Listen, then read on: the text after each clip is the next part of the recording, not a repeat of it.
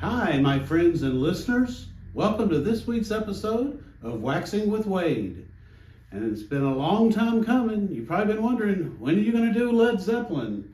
Well, here it is. This week, episode number 31, Led Zeppelin, Physical Graffiti from 1975. Consider this a masterpiece.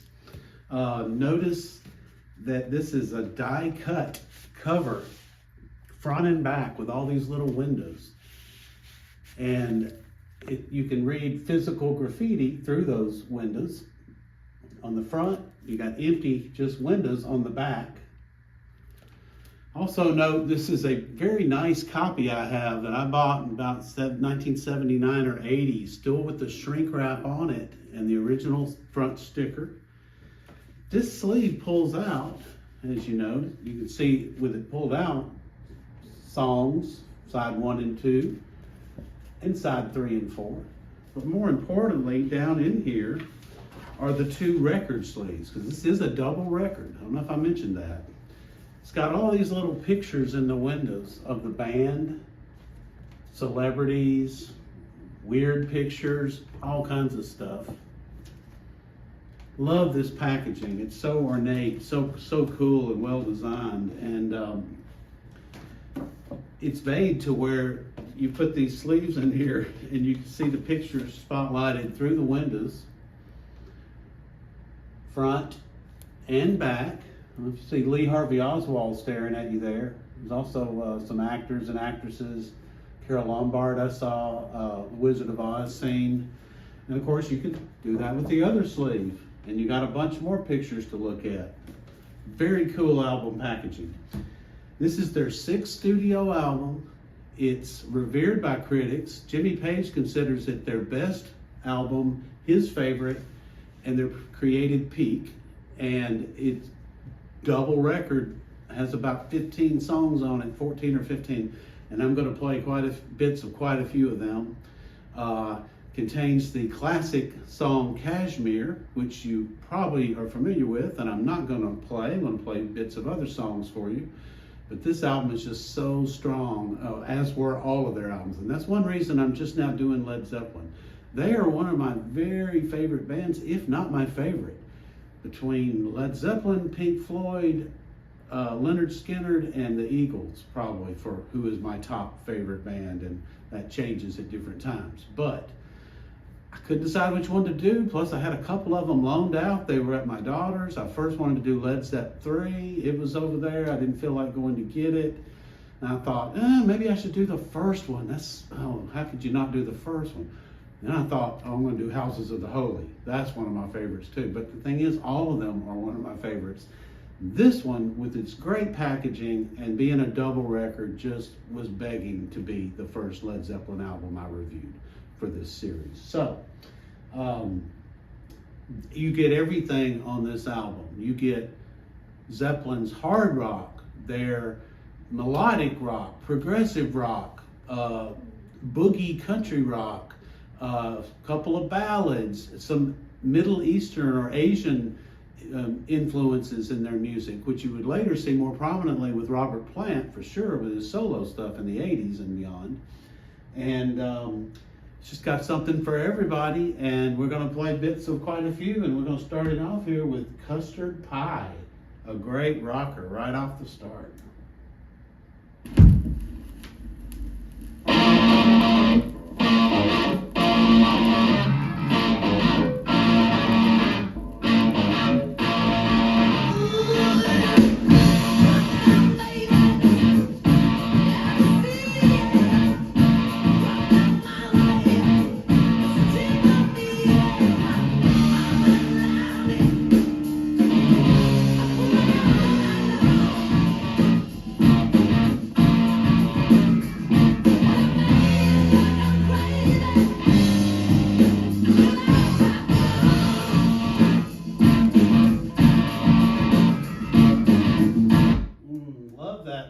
Instrument, I think it's a clavinet that John Paul Jones is playing there.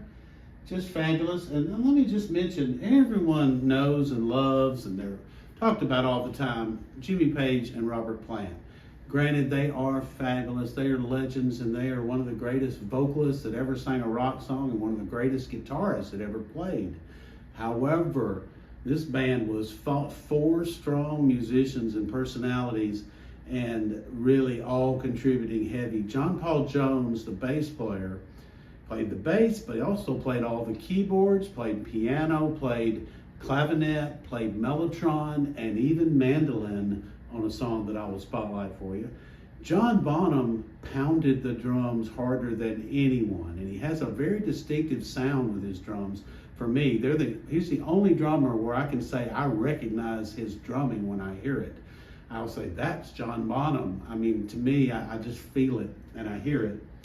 Bonzo, rest in peace. He died in 1979 of alcohol poisoning. I think threw up in his sleep, and he was a big drinker and partier. And God rest his soul. Maybe one of the greatest rock drummers that ever lived. And I really thought it was cool that the band decided to never record again as Led Zeppelin without him. And they've done other stuff, solo stuff, the stuff with other bands. They've stayed active. Even played live with John Bonham's son Jason a couple of times at big events and fundraisers. But John Bonham, you're missed. Now, second song, The Rover. Another great rocker on this album, and I actually heard Heart cover this at a show when I saw them in the early 80s, as they were known to cover a Led Zeppelin song at most of their shows. They were huge fans. The Rover.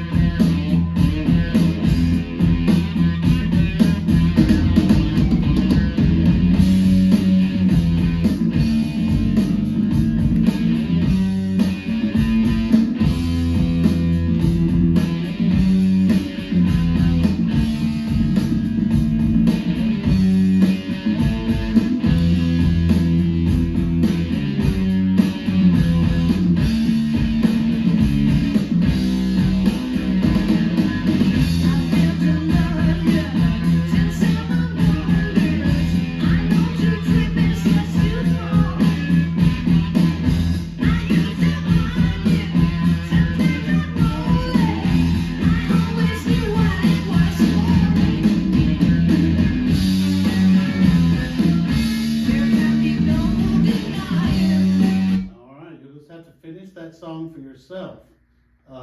In the interest of time, I'm going to move on. Third song, side one, is called In My Time of Dying, and it's one of the real highlights on this record.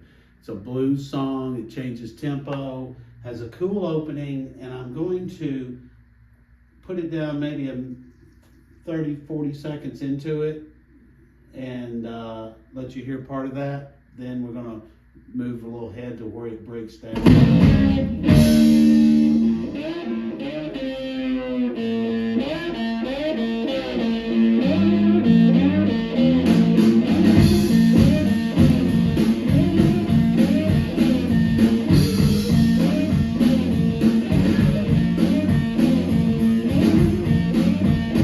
don't hear a lot of slide guitar with Led Zeppelin, but there's some prominent there. Jimmy Page is going to town on that. It's beautiful. And we'll skip ahead a little, and where it slows down and then breaks back down into a different tempo.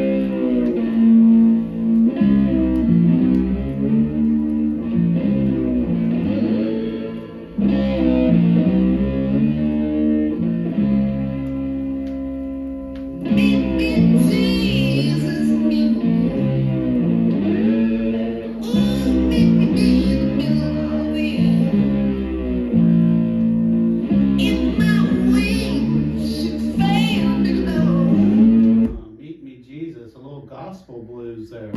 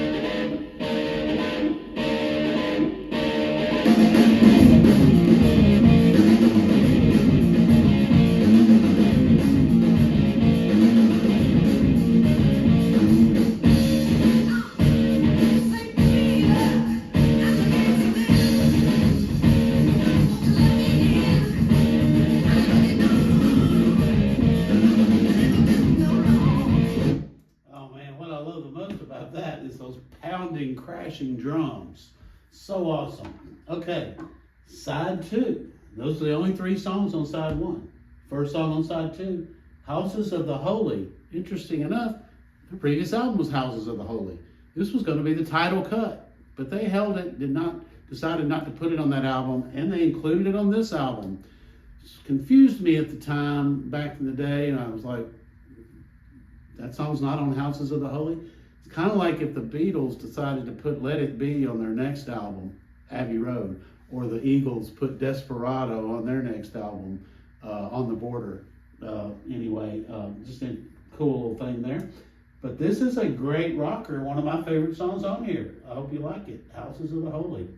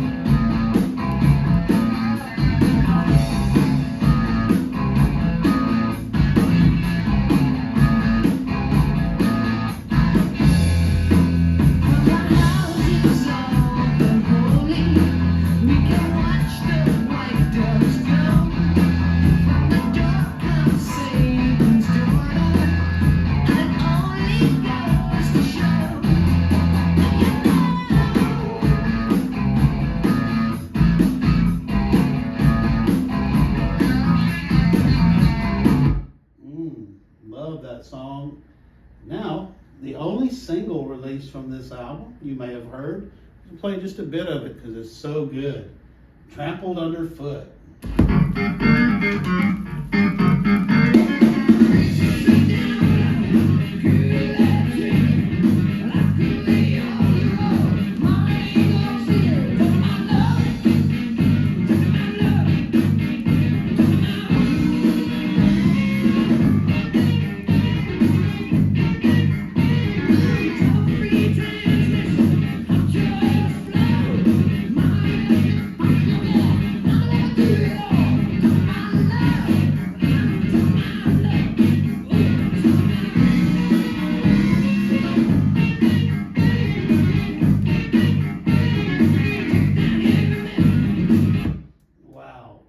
Great song. Kashmir follows that, and that's the 6 songs on this side, which this record, just with those 6 songs, could be a classic all in of itself. Just fabulous opening record there. And now we have a whole second one here. So, first song on side 3, In the Light, or more of a progressive rocker. And it has a long opening. I'm gonna start it a little ways in and then let you hear where it breaks down into another cool part. Let's see.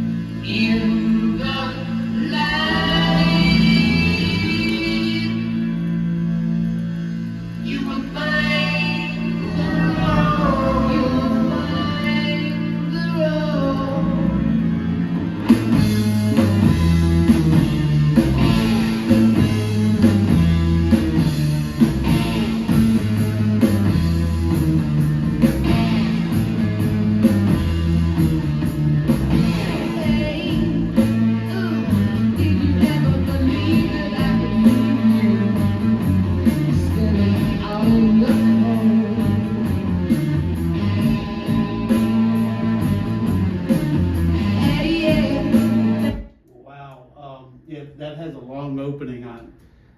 I didn't let you hear all of the opening. I just don't have time on this episode, but it has a slow build up to where we started it.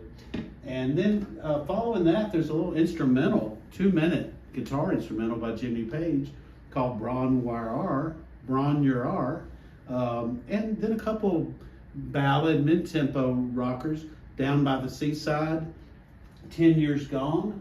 Don't have time to play every song, but let's go ahead to side 4 and see here one of my favorite rockers on here, the Wonton Song. Hear what it's like.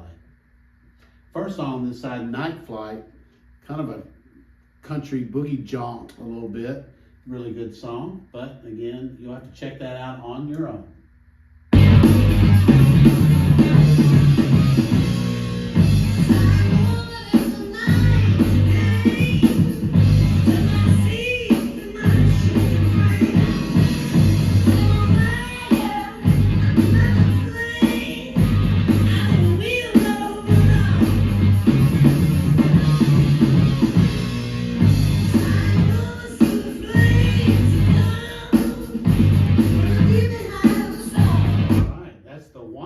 Song.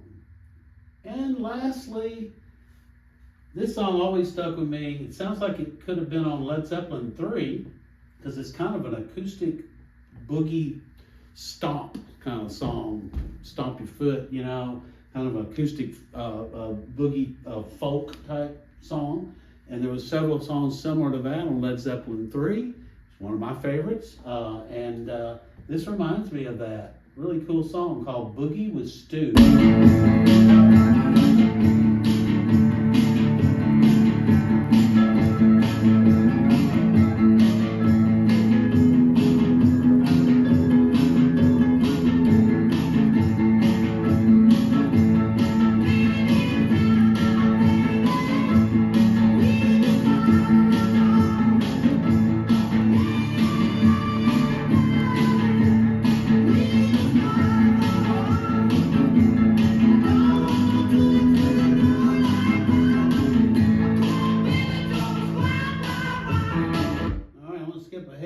Song just because I want you to hear the mandolin solo by John Paul Jones. It's really good.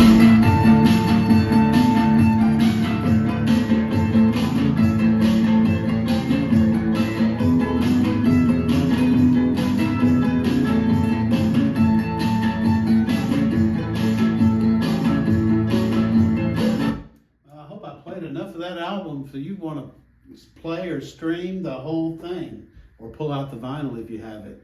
Lastly, I don't think I mentioned this. This is the first album they recorded on their own label that they created, Swan Song Records. Similar to when after they found some success, they found it advantageous monetarily to have their own record label. And similar to what the Beatles did when they created Apple Records. Now, the first band that Led Zeppelin signed to Swan Song Records was Bad Company. Their first few albums came out on Swan Song. And just another note, speaking of the Beatles, the first band they signed to Apple Records was Badfinger. So, leave you with that bit of trivia. I hope you enjoyed that episode as much as I did. You know I will be back next week. Please join me again for another episode of Waxing with Wade.